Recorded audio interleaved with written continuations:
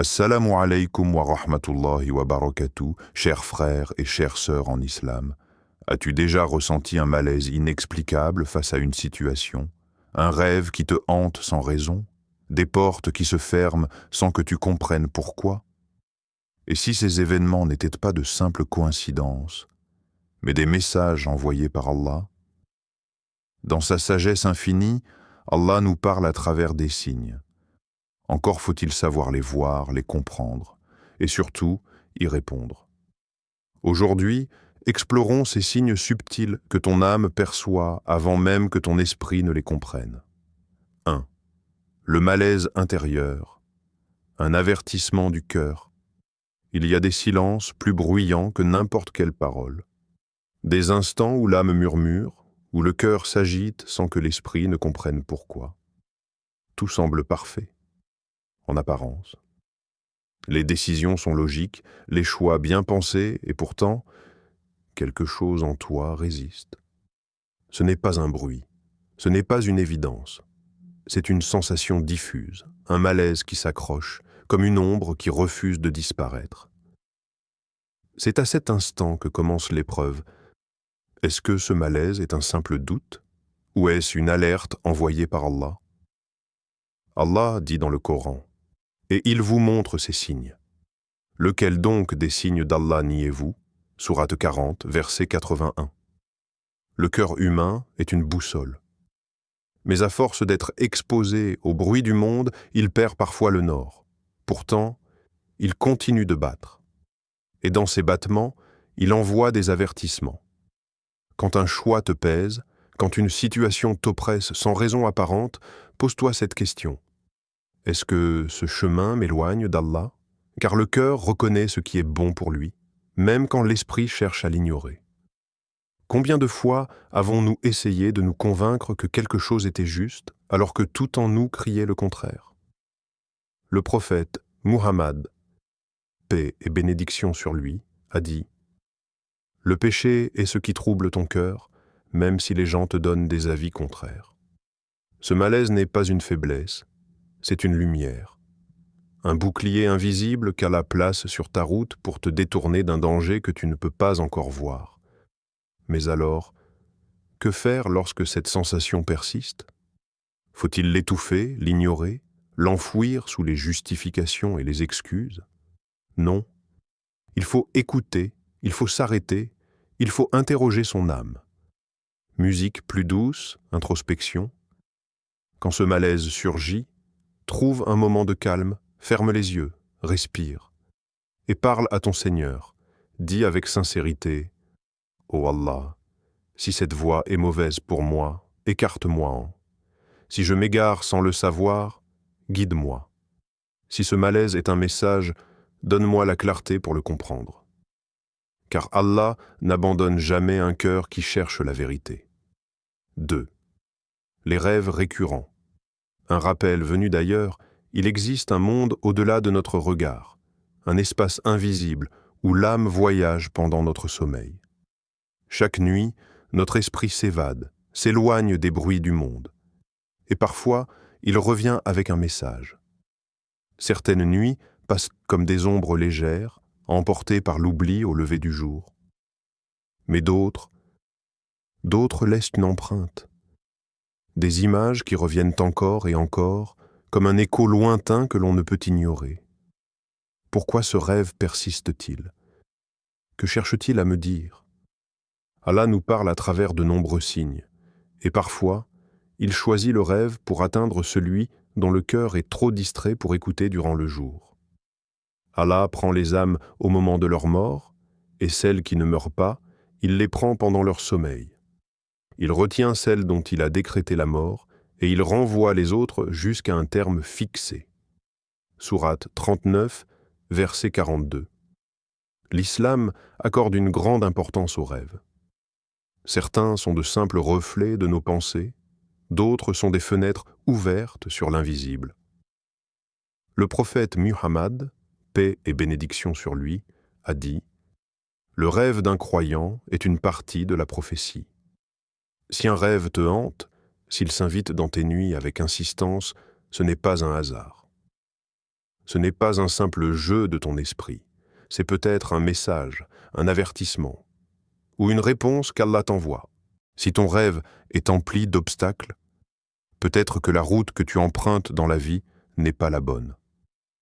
Si ton rêve est baigné de lumière et de sérénité, peut-être est-ce un signe pour que tu continues sur ce chemin.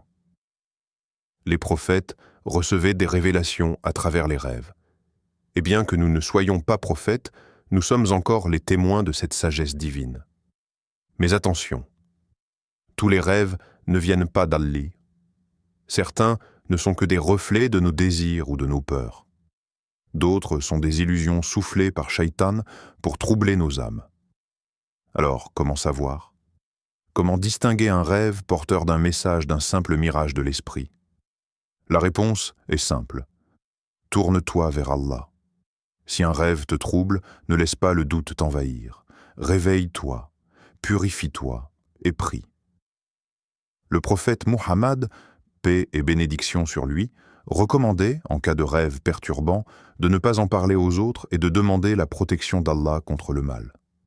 Alors, si ton cœur est troublé par un rêve, dis dans le secret de la nuit, « Ô Seigneur, éclaire-moi sur ce rêve, fais-moi voir la vérité, protège-moi des illusions et guide-moi vers ce qui est juste. » Puis, remets ton âme entre ses mains et repose-toi en paix, car Allah ne laisse jamais un croyant sans réponse.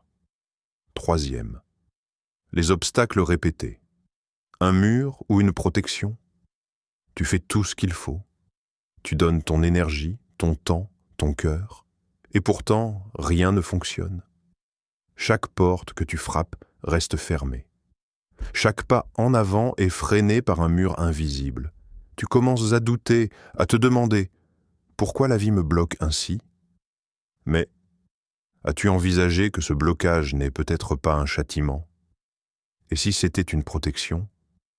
Parfois, nous nous attachons à des choses qui, en réalité, ne sont pas faites pour nous. Nous nous obstinons à poursuivre un chemin que nous croyons juste, alors qu'en vérité, il mène à notre perte.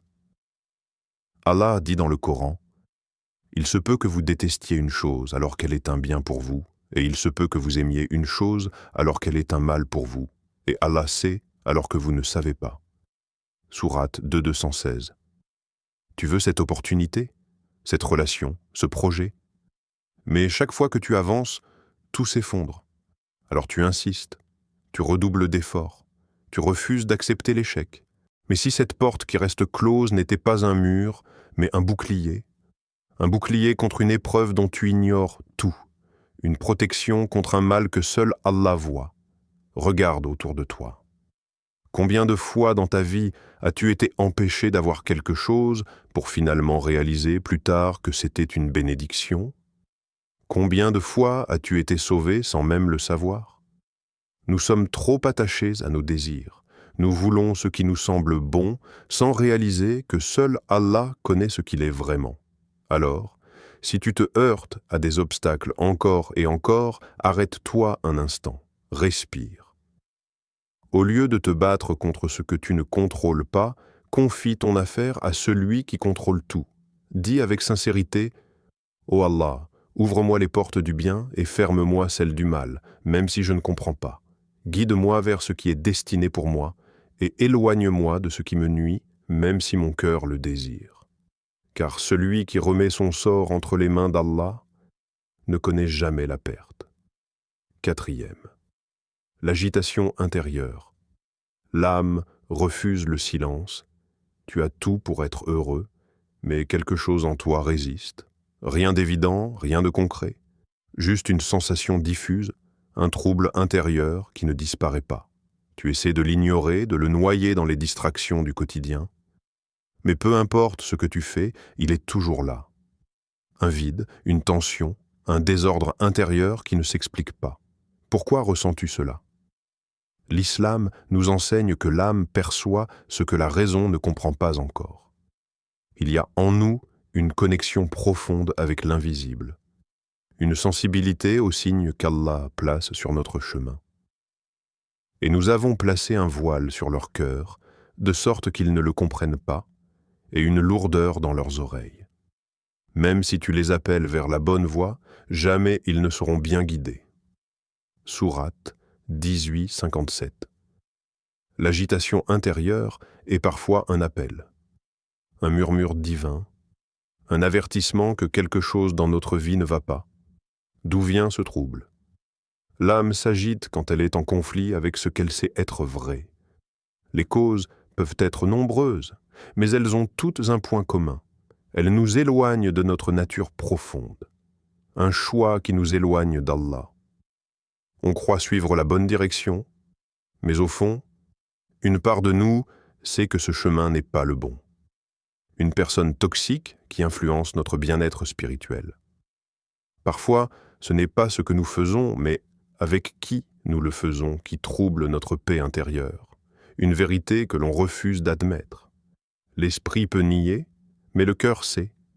Que faire lorsque l'âme refuse le silence?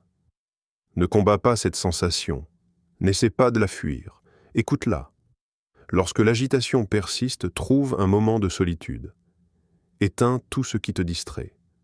Reste seul avec tes pensées. Puis, tourne-toi vers celui qui détient toutes les réponses. Dis dans la sincérité de ton cœur: Ô Allah, si cette agitation est un signe, éclaire-moi. Si je suis sur la mauvaise voie, guide-moi. Si je me mens à moi-même, révèle-moi la vérité. Reste attentif. Un événement, un conseil, une parole extérieure viendra peut-être te donner la réponse que tu cherches. Car Allah n'abandonne jamais celui qui le cherche sincèrement. 5. Les rencontres inattendues des messagers d'Allah. Parfois, un simple échange peut bouleverser une vie. Une phrase glissée dans une conversation anodine, un regard bienveillant, une parole qui tombe avec une précision divine juste au moment où ton cœur en avait besoin. Est-ce un hasard ou est-ce un signe? Allah place sur notre chemin des âmes porteuses de messages, des inconnus, des amis, des membres de la famille. Chacun peut, sans le savoir, être un messager envoyé pour te guider, pour te rappeler une vérité oubliée, pour t'apaiser quand tout semble s'effondrer. Combien de fois t'est-il arrivé d'entendre une parole qui résonne profondément en toi, comme une réponse que tu n'attendais plus, une lumière au milieu de l'obscurité? Ainsi, dans le Coran, Allah nous enseigne « Et craignez Allah, et Allah vous enseigne, et Allah est omniscient. » Sourate Al-Baqarah, de 282. Quand une parole touche ton cœur, ne l'ignore pas. Écoute avec attention. Peut-être est-ce Allah qui te parle à travers cette personne. Les prophètes eux-mêmes recevaient des révélations à travers les autres. Moïse, Moussa, paix sur lui, a été guidé par son frère Haroun. Le prophète Muhammad, paix et bénédiction sur lui, a reçu du réconfort par Khadija lorsqu'il a reçu la première révélation. Parfois, les plus grands messages ne viennent pas du ciel, mais d'un murmure humain chargé de sagesse divine. Peut-être qu'en ce moment même, Allah t'envoie un message à travers ces mots. Apprendre à voir les signes d'Allah, Allah nous parle, mais trop souvent nous ne l'écoutons pas. Ce malaise intérieur qui ne part pas, ce rêve qui revient sans cesse, ces obstacles qui persistent, cette agitation qui refuse de s'éteindre, ces rencontres qui changent une vision, tout cela, ce sont des signes, des rappels, des messages d'Allah. Ne ferme pas ton cœur, ne ferme pas ton esprit. Observe, réfléchis et surtout, prie. Ya Allah, ouvre nos cœurs à ta sagesse. Accorde-nous la clarté de voir tes signes et la force de suivre ta guidance. Amin.